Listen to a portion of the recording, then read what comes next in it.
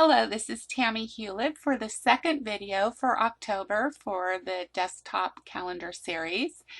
And you can see that I have made a few changes since the last video. I added this frame from the Finest Simplicity. It's a My Digital Studio class. I like this frame. I just happen to have this download. If you want to add a different frame, it's no big deal because I know this download is kind of expensive. When I added it, I had to size it down and give it a quarter turn. But it helps to put this in so that you know how big of a space you're working on.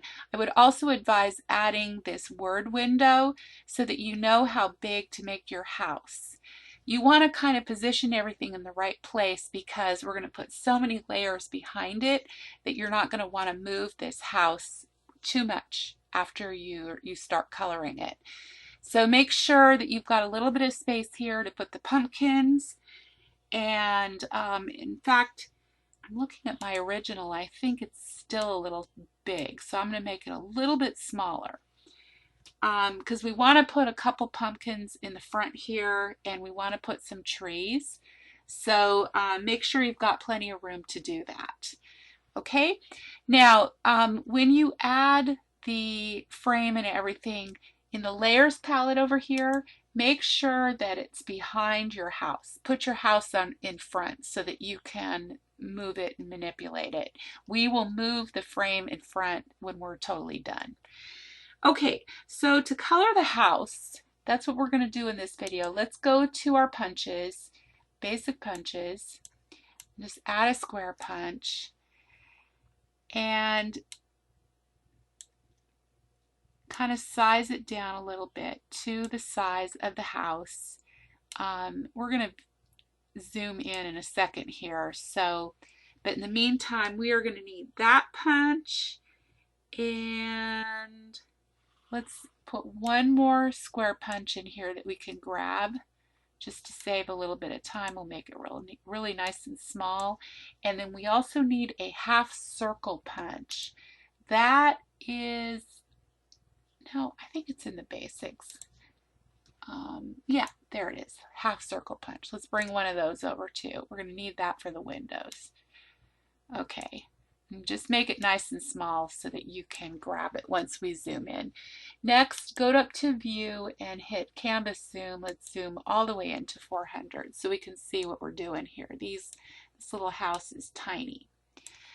Okay, so let's work on this piece first. Use your arrow keys to position this little punch in the right space. Let's see, we just want to make it a little bit bigger. Come on. Oh, it doesn't want to go.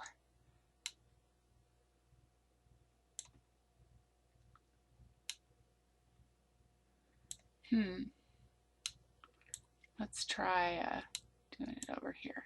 I don't know why it does that. Move it a little bit, and I think you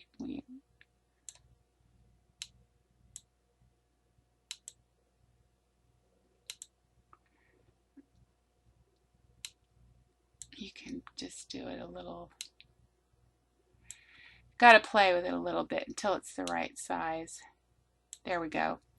Okay, and then bring it down here. This just takes a little bit of time to get all this done. Okay, and then we're going to color this smoky slate.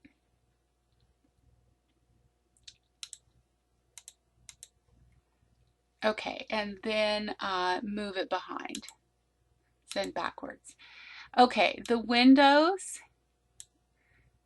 were not really very hard.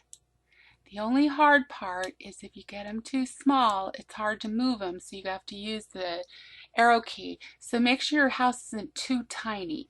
This makes it a lot easier if you can actually leave a little space in there. Color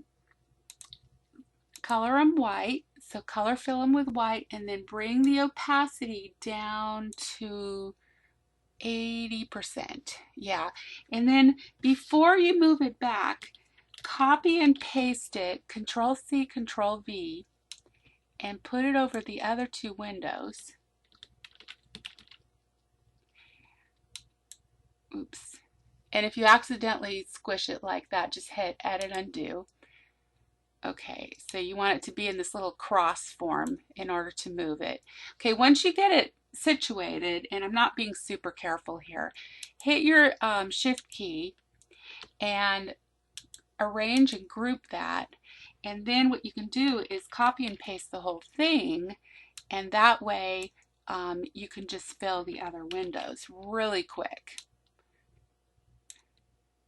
And even do it one more time, and whoops, I accidentally made it bigger, so again, Edit Undo, and bring it down here to the windows in the door.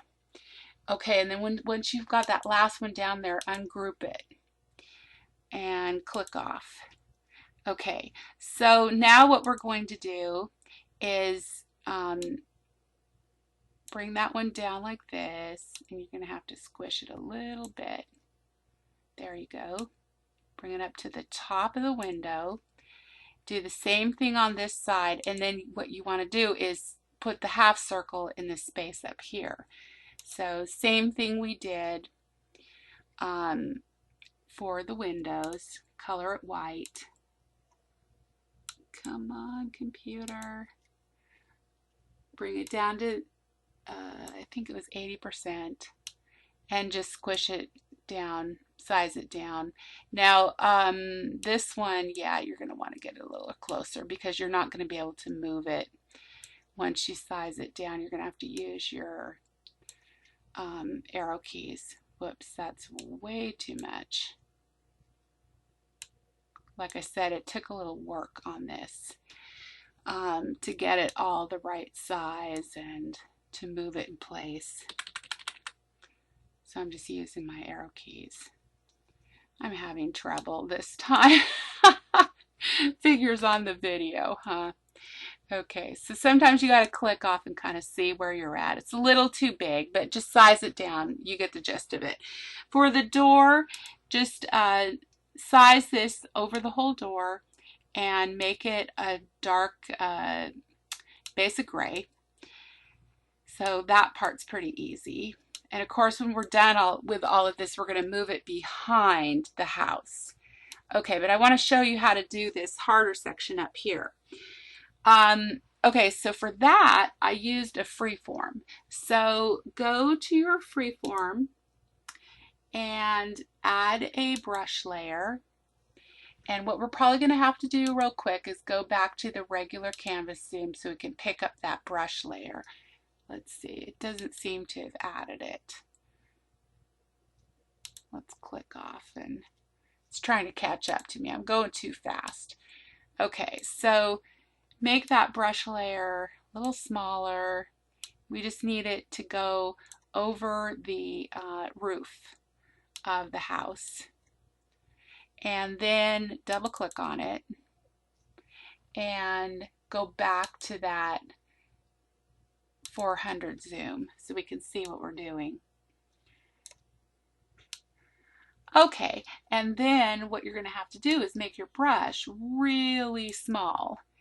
So we're on the brush layer. You can see because the little dot is showing.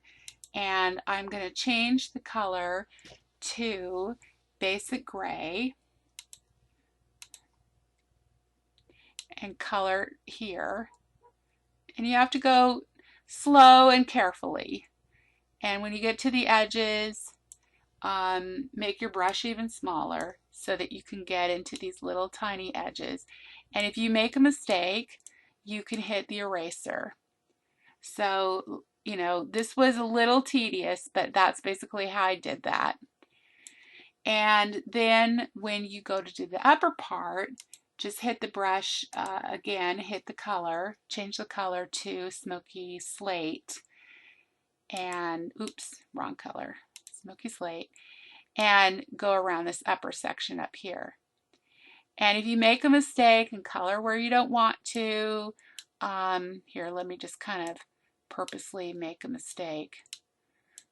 Like, let's say, oops, I did that. Then hit the erase, and you can come up here and erase the part that you don't want. So this is going to be a